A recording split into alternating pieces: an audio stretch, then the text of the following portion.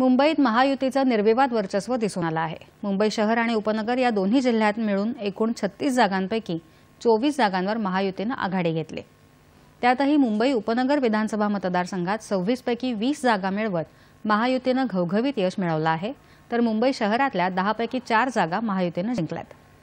मुंबई भाजपाला सर्वाधिक 15, शिवसेनेला 6, शिवसेना उद्धव बाळासाहेब ठाकरे पक्षाला 10, काँग्रेसला 3 तर राष्ट्रवादी काँग्रेसला एका जागेवर यश मिळालंय। एका जागी अपक्ष उमेदवार निवडून आला आहे। भाजपाचे मंगलप्रभात लोढा, राहुल नार्वेकर, विद्या ठाकूर, संजय उपाध्याय, अतुल भातखळकर, कालिदास कोळंबकर, मुरजी पटेल विजयी झाले आहेत, तर वरळ इथून आदित्य ठाकरे विजयी झाले आहेत। वांद्रे पूर्व इथून वरुण सरदेसाई विजयी झालेत। वांद्रे पश्चिम मधून आशिष शेलार विजयी झाले आहेत। माहीममधून महेश सावंत विजयी झाले आहेत। मनसेच्या अमित ठाकरे यांचा पराभव झालाय। अणुशक्तीनगर इथून सना मलिक तर मानखुर्द शिवाजीनगर इथून समाजवादी पक्षाचे अबू आझमी विजयी झाले आहेत। विक्रोळी मतदारसंघातून सुनील राऊत विजयी झाले आहेत।